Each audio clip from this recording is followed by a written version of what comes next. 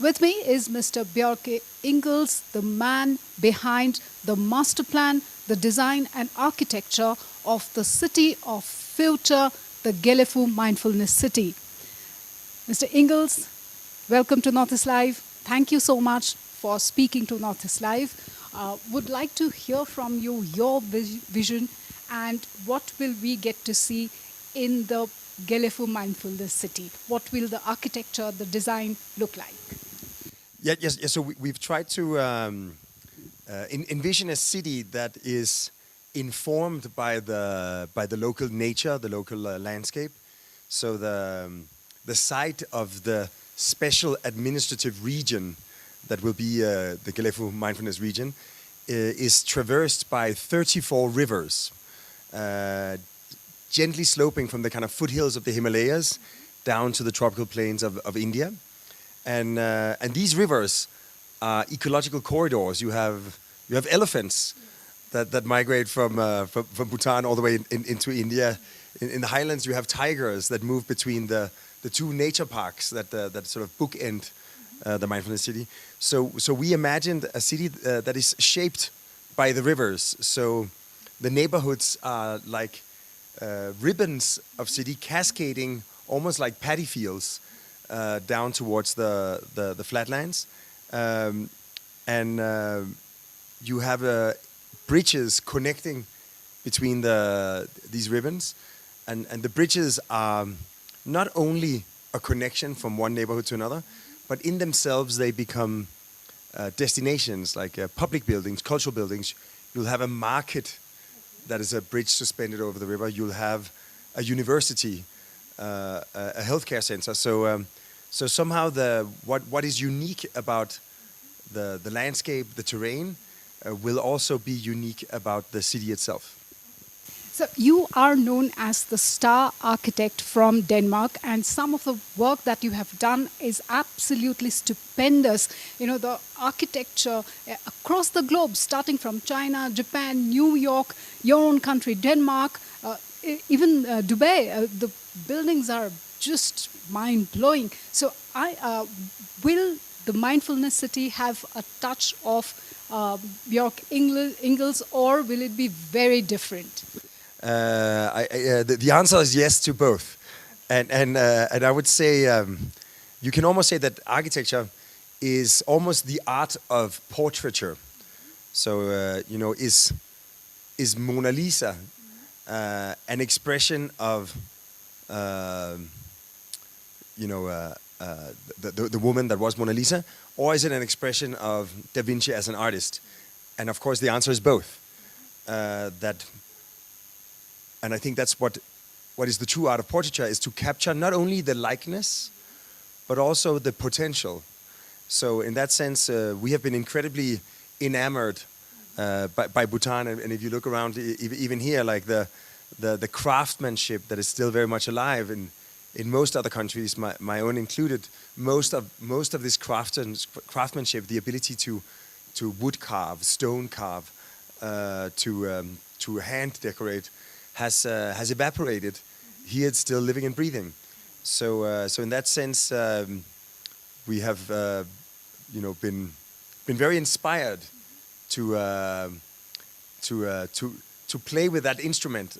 So in that sense, we've made some designs for the various bridges. We've designed an airport entirely made out of timber, and where you will find some of these carvings as part of the architecture. And we've designed a museum of Vajrayana Buddhism, which is like a modern-day stupa, so made with stones that are stacked and then eventually sort of become suspended to almost eliminate the gravity as they ascend to the heavens. So, and you will find elements that are uniquely Bhutanese, that will feel like a temple or like a stupa, but with a kind of new interpretation. And you will also find in the Mindfulness City a lot of architecture that is much more directly informed or inspired by the local Bhutanese vernacular. So the architecture will be a mix of the Bhutanese architecture. There'll be a little bit of monastic zone kind of structures that we will see, and also would want to know from you what is the kind of material, because here we are talking about mindfulness living, a mindfulness city, and Bhutan is big on carbon negativity, the first country in the world to be carbon negative. So what about sustainability, because that is something that all of you have been talking about. No, absolutely. So you can say first of all, the city is shaped by the landscape. So we don't spend any material or energy in like working against the landscape. Also, the way we manage the water flows from the tropical rains, instead of just dumping all the water in the sewers, we have these bioswales, where some of the streets are like parks with roads on either side, and then in the wet season, it will become a creek, and then in the dry season it goes back to park. So in that sense, we try to deal with all of the necessities so that they actually become attractions and enjoyable to the people living there. And then of course, the 34 rivers bring a ton of river rocks. A river is essentially a conveyor belt transporting material from the mountains into eventually to the sea. So we want to build with the river rocks. We want to build with bamboo. Also, there's a substantial amount of agriculture in the region, and in agriculture you have bio waste, and you can instead of burning it or just leaving it to rot, so it releases its CO2 into the atmosphere, you can actually turn it into biochar by, as a matter of speaking, like burning it deprived of oxygen, so it becomes a very carbon-rich mass, and that you can use as a form of fertilizer, but you can also mix it into the cement so that it actually stores carbon that would otherwise have gone into this.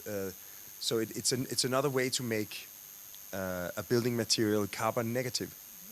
So in that sense, we want to try to take the best possible advantage of the available materials, which also means that even though it will be a new and uniquely Bhutanese city, it will look different from Paro or Tempo, because it will be a tropical city. So in a way, trying to ask the question, what would be the tropical equivalent of the kind of alpine architecture we have here in Paro? All right, so therefore you've mentioned that it's going to be green, it's sustainable, but of course the material that you are using is absolutely carbon negative, like you mentioned. So what about the longevity of these structures? Yeah, I mean, the interesting thing is, even the pyramids turn into ruins if people don't look after them.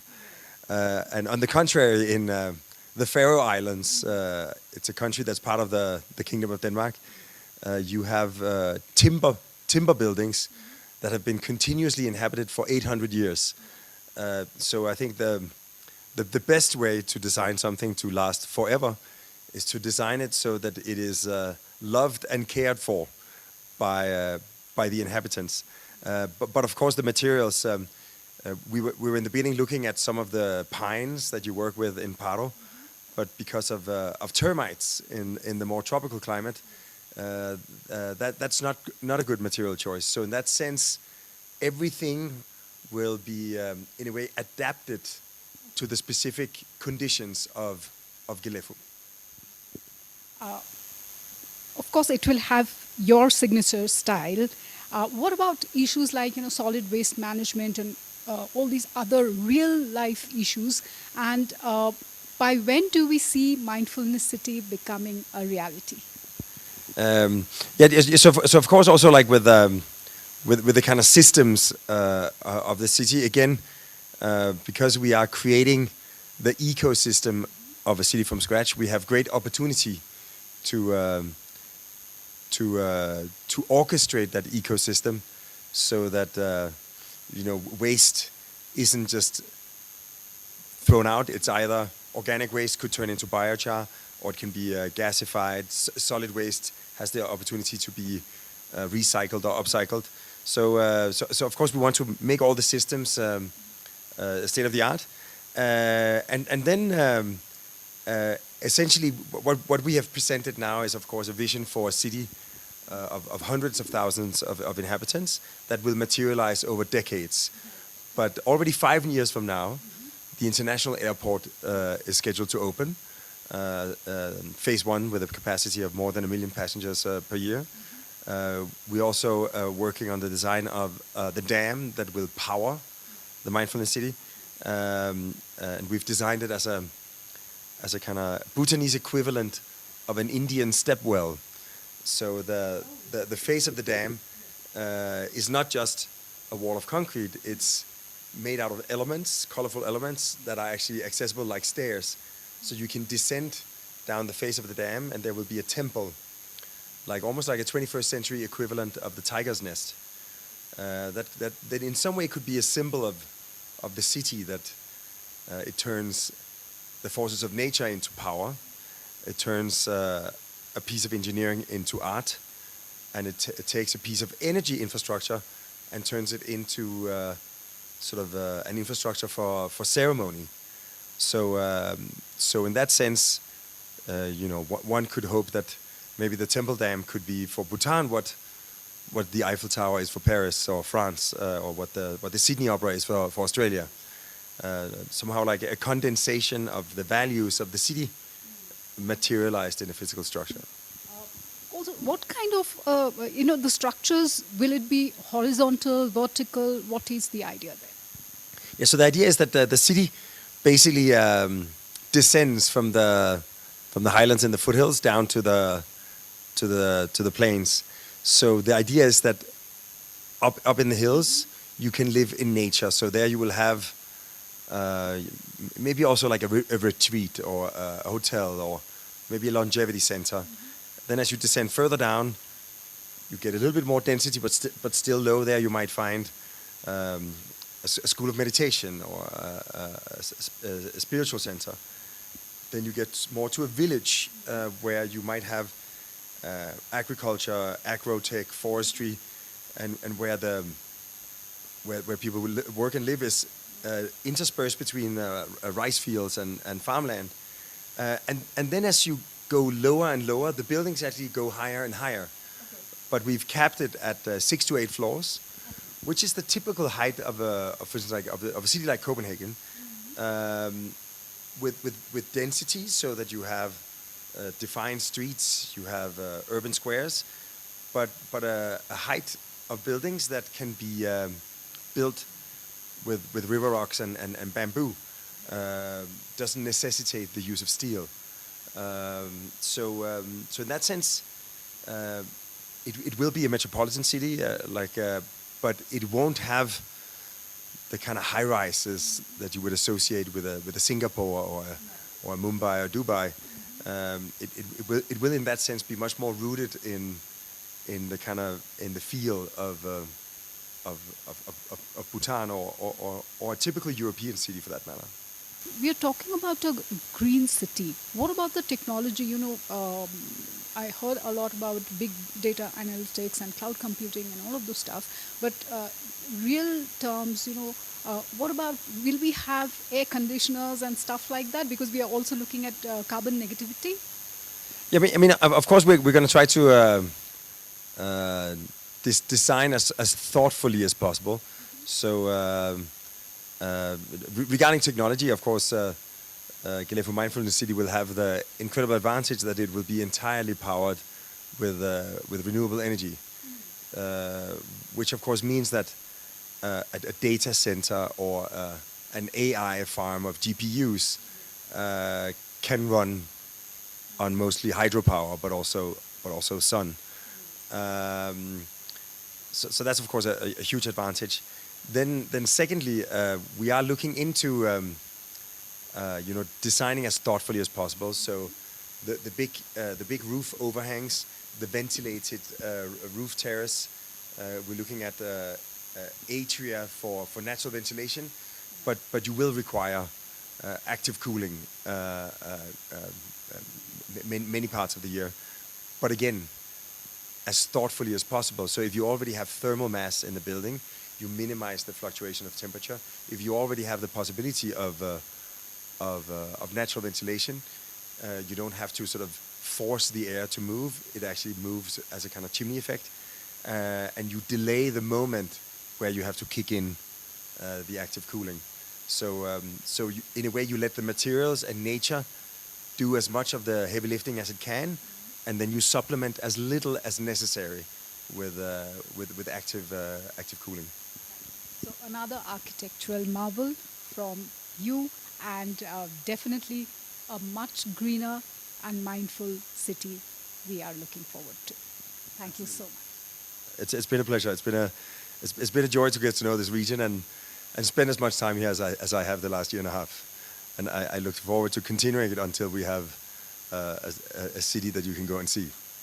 And in fact, you would be happy to know Northeast Life is based out of Guwahati, that's Assam, and Gelephu is barely few kilometers away from a place called Kokrajhar, that is the Boro heartland. So we are actually excitedly waiting to see Mindfulness City becoming a reality. Me too. Me too. Thank you for speaking to Northeast Life.